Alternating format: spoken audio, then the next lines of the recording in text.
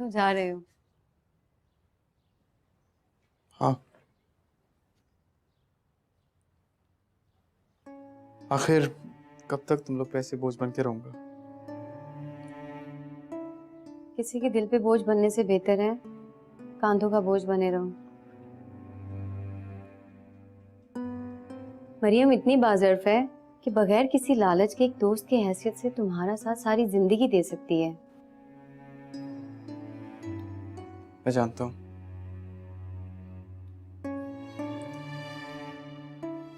पर मैं यहाँ रहकर भी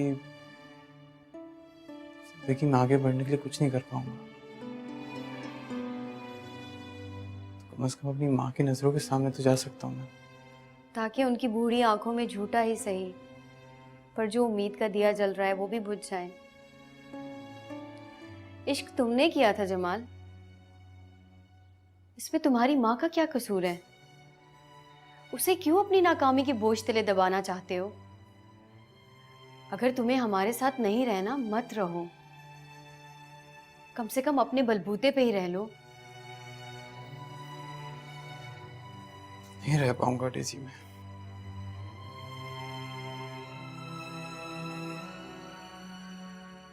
तो क्या कहोगे जाकर अपनी माँ को?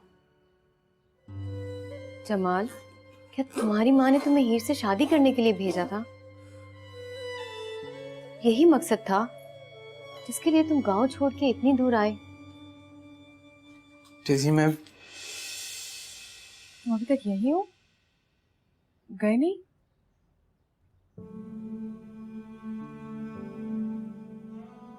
मरियम, मैं तुम्हारा शुक्रिया अदा करने के लिए रुका था।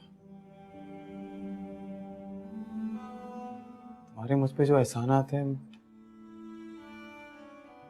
चाहकर भी नहीं भूल सकता। जो इंसान अपनी माँ का एहसान याद नहीं रख सकता, उसके मुंह से ऐसी बातें अच्छी नहीं लगती। आखिर तुम्हें हो क्या गया है रेजी? तुम क्यों जमाल के जाती फैसलों में दखलंदाजी कर रही हो?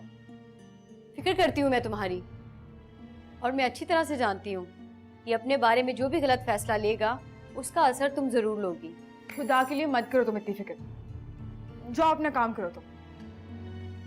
जाओ रेजी।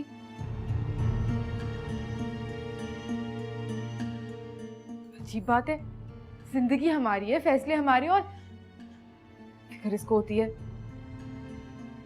हर थोड़ी देर बाद आ जाती है समझाने के लिए। जमाल, तुम्हें अपनी जिंदगी में जो बेहतर लगे तुम वही करो, छोड़ो इसकी बातों को। मरियम,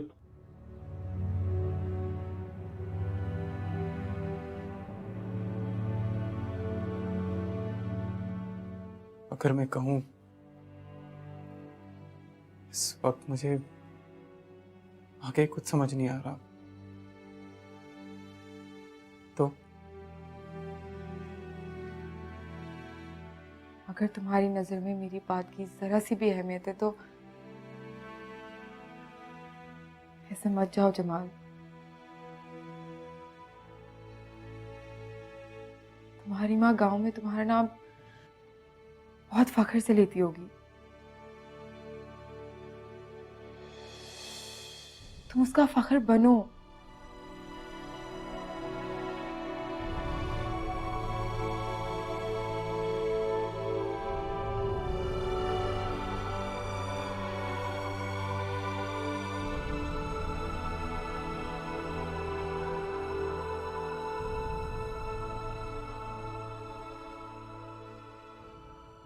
मोहब्बत के लिए तो तुम रो ही रहे हो जमाल।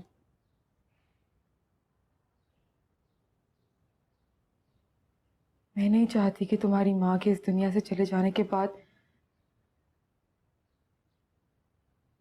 तुम उसकी अधूरी ख्वाहिशें लेके रोते रहो।